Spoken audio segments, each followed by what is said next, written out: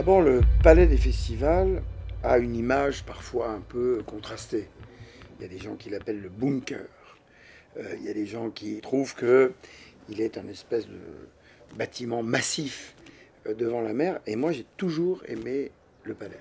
Il est clair qu'aujourd'hui, quand on veut être une destination internationale, la question se pose des transports et en particulier de l'aviation.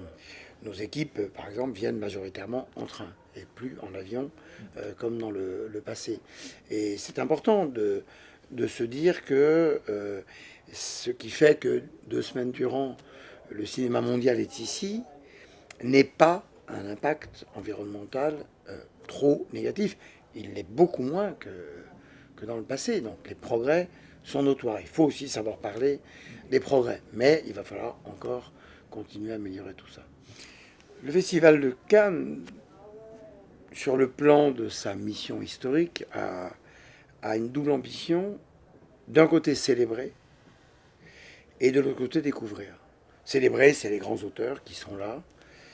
Au moment où nous parlons, Wim Wenders est en ville, Ken Loach est en ville, c'est-à-dire des grands piliers de l'histoire du cinéma contemporain. Et puis en même temps, c'est révéler, c'est-à-dire découvrir de jeunes auteurs, de jeunes réalisatrices, de nouveaux pays aussi, car l'élargissement géographique est aussi dans la perspective de l'universalité, qui est quand même à la base de la création du festival en 1939 et en 1946. Cette année, des films venus du Sénégal, du Soudan, de la Mongolie. C'était la première fois, du Chili.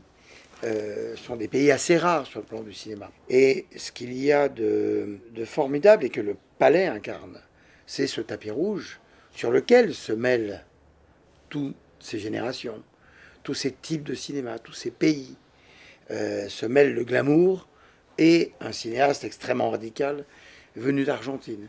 Chaque cinéma profite à l'autre. On voit des cinéastes très grand public, Tim Burton récompensé et offrir la Palme d'Or à un cinéaste thaïlandais. Il y a un respect tout à fait fort et stimulant. Et nous avons en ville des gens qui viennent pour être là parce que c'est le festival du film, puis des gens qui sont là pour travailler, le marché, dans ce palais, au sous-sol du palais. Et les travailleurs, toute la journée, viennent fabriquer le cinéma de demain. Il y a des purs cinéphiles, il y a des critiques, tout le monde travaille. La seule et majoritaire conversation du premier café du matin au dernier whisky le soir, c'est le cinéma.